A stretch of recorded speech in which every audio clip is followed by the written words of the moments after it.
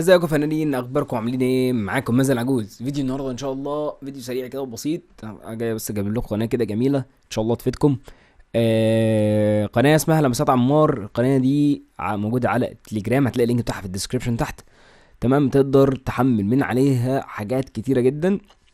تمام، يعني بصراحة منزلين حاجات حلوة قوي، يعني منزلين مثلا ارت كام بالتعريب بتاعه، منزلين برامج زي مثلا الاسباير، زي الكورل درو. كورل درو 2022 اللي هو اللي احنا عملناه قبل كده، هتلاقي موجود على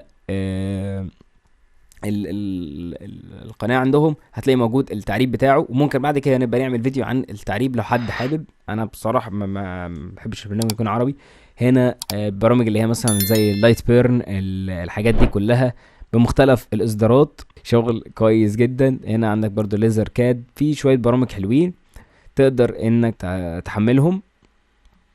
تمام، يعني هم مهتمين اكتر بالشغل اللي هو بتاع الليزر راوتر، ايا كان اي برنامج ممكن تحتاجه. وبرضه هتلاقي فيه شوية شغل، مثلا تفريغات على شوية خطوط عربية، على شوية زخارف، على شوية مش عارف ايه. ففي شوية حاجات حلوة، وزي ما شرحت لكم قبل كده في فيديو التليجرام، تقدر مثلا تبحث هنا، تكتب مثلا وليكن تعريب.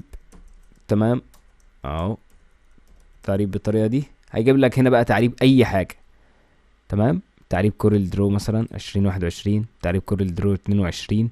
تمام، وكمان هنا دي نسخة محمولة يا جماعة. النسخة المحمولة دي بتقدر انك مثلا تسطبها على فلاشة، او تسطبها على كارت ميموري، تقدر تسطبها على اي حاجة، وتقدر تستخدمها على اي جهاز. مجرد انك بتوصل الفلاشة مثلا وتشغل، شكرا، مفيش اي مشكله، تشتغل معاك بدون اي مشاكل. فدي بتبقى حلوه لو انت مثلا بتبقى شغال على برنامج معين، او ليك ظبطه معينه للبرنامج، بتخلي معاك الفلاش على طول. في اي جهاز عند اي حد مثلا، تيجي موصل الجهاز، موصل الفلاشه، تقدر تشتغل معاك تمام بدون اي مشاكل.